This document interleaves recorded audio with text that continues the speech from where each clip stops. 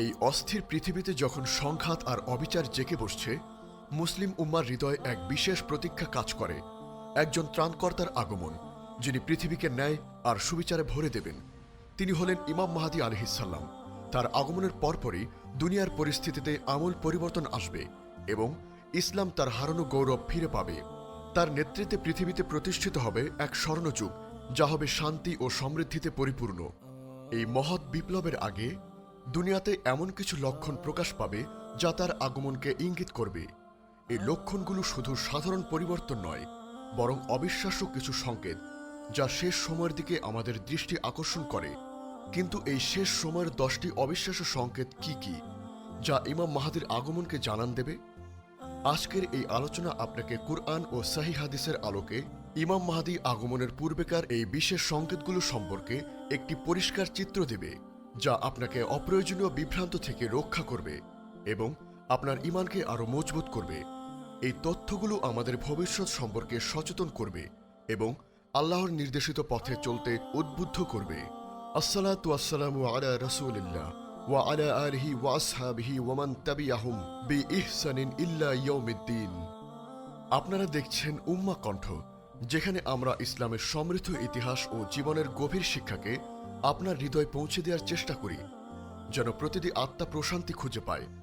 আপনার ঈমানী জীবনকে আরও সমৃদ্ধ করতে আমাদের ব্লগ থেকে পড়ুন অনুপ্রেরণামূলক প্রবন্ধ, শুনুন হৃদয়ছোঁয়া অডিও এবং আপনার জীবনের প্রতিটি প্রশ্নের ইসলামিক সমাধান খুঁজে নিতে আজই ভিজিট করুন আমাদের ওয়েবসাইট www.ummakantha.com। আজ আমরা আলোচনা করব ইমাম মাহদীর আগমন, শেষ সময়ের 10টি অবিশ্বাস্য সংকেত। এই প্রশ্নটি শেষ জামানার আলামত সম্পর্কিত একটি অত্যন্ত গুরুত্বপূর্ণ দিক। ইমাম মাহদীর আগমন কিয়ামতের বড় আলামতগুলোর মধ্যে অন্যতম। তার আগমনের আগে পৃথিবীতে এমন কিছু লক্ষণ প্রকাশ পাবে যা তার আবির্ভাবের ক্ষেত্র প্রস্তুত করবে। এই লক্ষণগুলো শুধু সময়ানুযোগ পরিবর্তন নয়, বরং এগুলি হবে এমন কিছু ইঙ্গিত যা মানবজাতিকে সতর্ক করবে এবং আল্লাহ ও তার রাসূলের প্রতি আরও বেশি মনোযোগী হতে অনুপ্রাণিত করবে। হাদিসে এই সংকেতগুলো বিস্তারিতভাবে বর্ণিত হয়েছে এবং বর্তমান সময় তথা আজকের তারিখ অনুযায়ী দুনিয়ার পরিস্থিতির সাথে এর অনেকগুলোই আশ্চর্যজনকভাবে মিলে যায়। এই সংকেতগুলো আমাদেরকে কেবল ইমাম মাহদীর আগমনের জন্য প্রস্তুত করবে না, বরং জীবনের প্রতি আমাদের দৃষ্টিভঙ্গিকে আরও গভীর করবে এবং আল্লাহর প্রতি আমাদের নির্ভরতাকে বাড়িয়ে তুলবে। এখানে 10টি গুরুত্বপূর্ণ এবং অবিশ্বাস্য সংকেত নিয়ে আলোচনা করা হলো। 1. পৃথিবী জুলুম ও অত্যাচারে ভরে যাবে। এটি ইমাম মাহদীর আগমনের সবচেয়ে পরিচিত এবং গুরুত্বপূর্ণ আলামত। হাদিসে স্পষ্ট উল্লেখ আছে যে যখন পৃথিবী জুলুম ও অত্যাচারে ভরে যাবে এবং ন্যায়বিচার প্রায় বিলুপ্ত হয়ে যাবে, তখনই ইমাম মাহদীর আগমন ঘটবে। তিনি তখন পৃথিবীতে ন্যায় ও ইনসাফে পরিপূর্ণ করবেন, যেমন তা পূর্বে জুলুম ও অত্যাচারে ভরে গিয়েছিল। বর্তমান বিশ্বে আমরা প্রতিনিয়ত যুদ্ধ, রক্তপাত এবং মানবাধিকার লঙ্ঘন ও অর্থনৈতিক বৈষম্য দেখি। রাষ্ট্রীয় ও ব্যক্তিগত পর্যায়ে অবিচার ব্যাপক আকার ধারণ করেছে। এই অবস্থা সরাসরি হাদিসের বর্ণনাকে সমর্থন করে।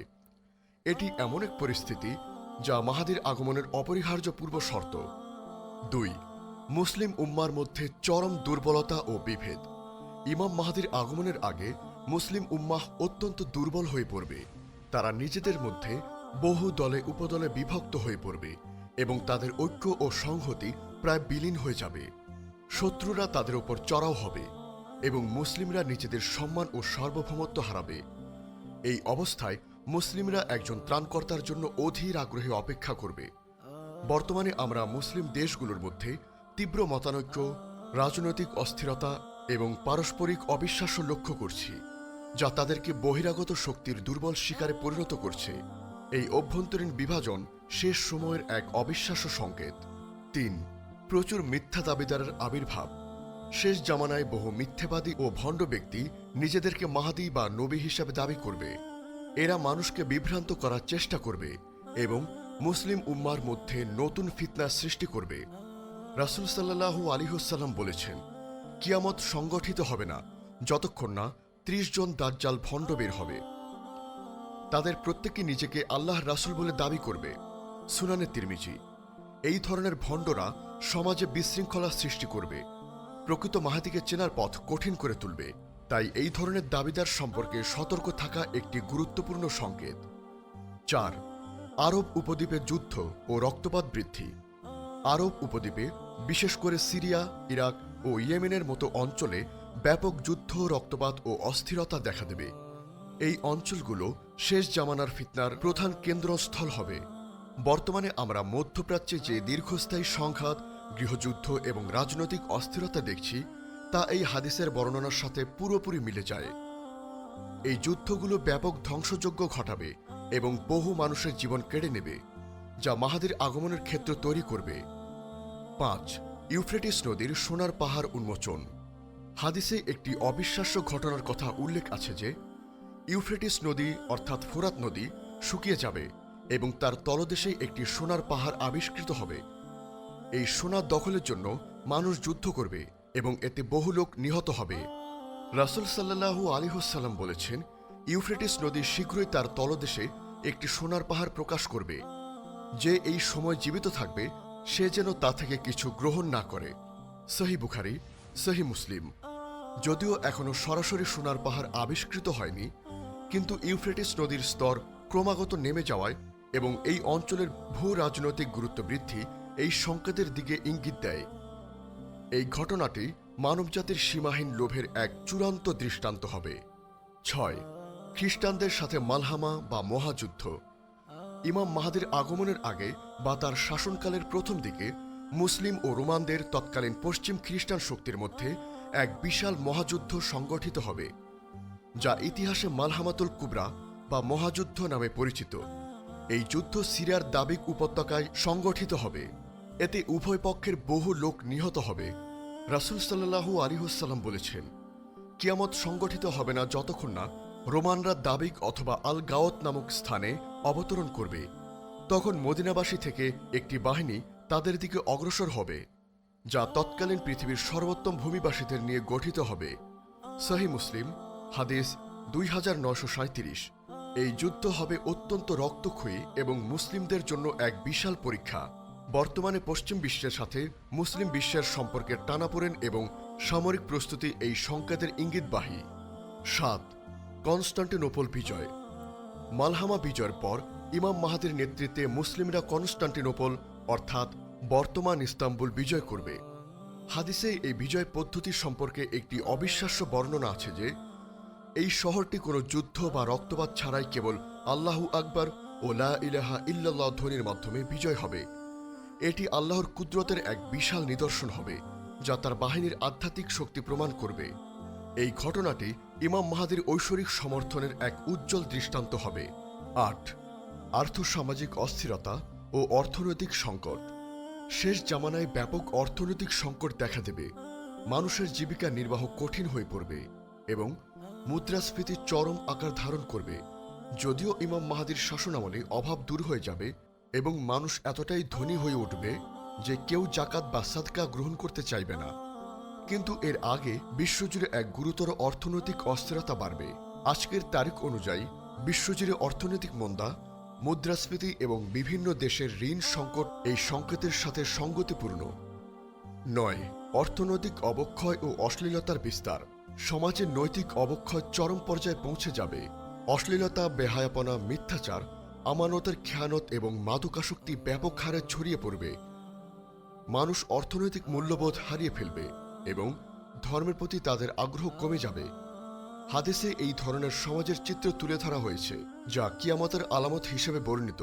বর্তমানে সামাজিক মিডিয়ার ব্যাপক বিস্তার এবং নৈতিক শিক্ষার অভাব এই সংকেতকে আরও স্পষ্ট করে তোলে। 10. বৃষ্টিপাত হ্রাস ও উর্বরতা হ্রাস।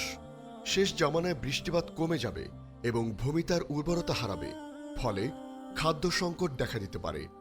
যদিও ইমাম মাহাদির আগমনের পর আল্লাহ প্রচুর পরিমাণ বৃষ্টিবর্ষণ করবেন এবং ভূমি তার গাছপালা উৎপন্ন করবে, কিন্তু এর আগে এমন এক সময় এমন অবস্থা তৈরি হবে, বৈশ্বিক উষ্ণায়ন এবং জলবায়ু পরিবর্তনের ফলে বর্তমানে আমরা বিভিন্ন অঞ্চলে অনাবৃষ্টি ও কৃষি উৎপাদনে হ্রাস দেখতে পাচ্ছি, যা এই সংকেতের একটি ইঙ্গিত। এই সংকেতগুলো আমাদেরকে কেবল মাহাদির আগমনের জন্য প্রস্তুত করবে না, বরং জীবনের প্রতি আমাদের দৃষ্টিভঙ্গিকে আরও গভীর করবে এবং আল্লাহর প্রতি আমাদের নির্ভরতাকে বাড়িয়ে তুলবে। আমাদের উচিত আল্লাহর কাছে সাহায্য চাওয়া এবং তার নির্দেশিত পথে অবিচল থাকা, যাতে আমরা এই ফিতনার সময় টিকে থাকতে পারি এবং যখন ইমাম মাহাদির আগমন হবে তখন আমরা তাকে চিনতে পারি এবং তার পাশে দাঁড়াতে পারি। আল্লাহ আমাদের সকলকে তার দ্বীনের উপর অবিচল রাখুন এবং সকল ফিতনা থেকে রক্ষা করুন। হে আল্লাহ, হে অন্তর পরিবর্তনকারী, আমাদের অন্তরকে আপনার দ্বীনের উপর স্থির রাখুন। আমাদেরকে সেই সকল বান্দাদের অন্তর্ভুক্ত করুন যারা বিপদে পড়ে ধৈর্য ধারণ করে এবং আপনার উপর পূর্ণ আস্থা রাখে। হে আরশের মালিক, আমাদের উপর রহম করুন, আমাদের সকল গুনাহ ক্ষমা করে দিন এবং আমাদেরকে নেক আমল করার তৌফিক দান করুন। হে সারাজাহানের প্রতিপালক, মুসলিম উম্মাকে শেষ জামানার সকল ফিতনা থেকে রক্ষা করুন এবং ইমাম মাহাদির শুভ আগমন দ্বারা পৃথিবীকে ন্যায় ও ইনসাফের সাথে পূর্ণ করুন। আমিন।